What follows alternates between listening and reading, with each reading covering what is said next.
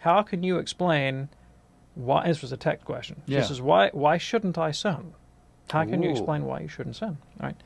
That's a great question, It and I is. really appreciate it. And it goes really to the heart of the Catholic faith. And you got to understand what sin is. Okay? Got to understand what sin is from a Catholic point of view. St. Thomas says sin is nothing other than an irrational act. It's not more or less than an irrational act. All right? Why shouldn't I pick up a hammer and beat myself in the head with it? It's an irrational act that will cause me harm. Yes. The answer is kind of obvious, right? You do good and avoid evil because good leads to flourishing and happiness and well-being, and evil is by definition the contrary. Why shouldn't I shove a syringe filled with heroin into my veins? Because it's really, really bad for you and will lead to wreck and ruin in your life and the lives of people around you. Right? Sin is, those things are sins. Beating yourself in the head with a hammer is a sin. Shooting heroin into your arm is a sin. As well as everything else that is against reason and tends to your own or others' destruction rather than their flourishing. Okay, so if you understand why you shouldn't beat yourself in the head with a hammer, then you also understand why you should not sin. Let's give some other concrete instances. Okay. So one of the capital sins of the Catholic Church, well, in the Catholic tradition, capital means like a biggie from which other sins tend to flow, all right, would be, say, lust. What is lust? Lust is an inordinate, stress on the word inordinate, all right? Inordinate means not in an ordinate or well-ordered manner. An inordinate attachment or desire for the pleasure of sexual contact. Now, all you've got to do is consider the fruit in your and others' life when someone is inordinately, like in an unordered way, attached to that particular good. Well, all you got to do is flip on the news and see what happens to individuals in their lives when they live their lives motivated in an irrational way towards the pursuit of that particular kind of bodily pleasure. Sometimes they end, horrible deaths by suicide in jail cells, right? And when they use their substantial financial resources to sustain a life oriented towards nothing else. It's rather despicable. People have their lives ruined, and they end up, dying in that kind of way.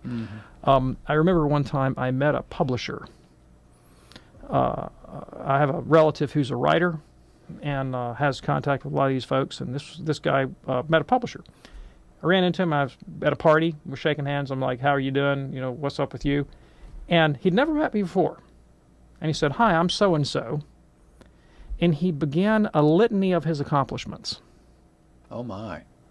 And I sat there. I was kind of dumbfounded. I'd never met a guy like this before. It was literally like, here I am. Here's everything I've done in life that's admirable or worthy, worthy of honor and adulation. Here's my resume. Here's my resume, basically. And it was just praise me, praise me, praise me, praise me, praise me. And so obviously it seemed evident to me that the fellow had a little issue with pride. You think? Yeah. You know what that did? It made him ridiculous. Yeah. It made him ridiculous and also made it incapable for him to have meaningful human relationships. Because a meaningful friendship is reciprocal. Sure. But if you're obsessed with your own vainglory, you become incapable of loving relationship with another. Now I've been that guy too, right? I was throwing this guy under the bus, but I've also been the guy who wanted to just say nothing but my own glory and so forth. And it destroys your relationships. It does. Pride's bad for you. Lust is bad for you. Do we need to go into gluttony? Everybody in America dies of being obese and having heart disease, all right? Bad for you, all right? Sloth, well, you don't want to spend your life doing good or sitting on the couch, right? I mean, you just go through the list of the traditional capital sins in the Catholic tradition. Every one of them tends to some kind of suffering for the perpetrator and or his or her victims. So that's why you don't sin. You don't hit yourself in the head with a hammer. But what a great question for her to pose it exactly in that way. I think what would motivate a question like that is some people who have been raised, particularly in other Christian groups, tend to think that sin is simply arbitrary divine prohibition.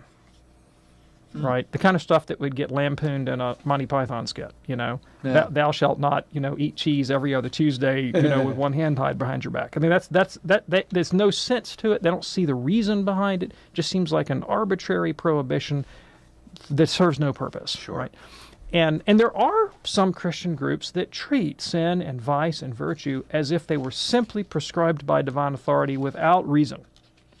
That's just not the way Catholics understand sin. Sin is always and only ordered towards some good or away from some good, it's virtue or vice or virtue, all right, that's accessible to reason. And when you understand it that way, then morality, the moral life, the virtuous life, becomes not some arbitrary imposition, but the science of human happiness revealed to us by God and by human reason. Yes, indeed.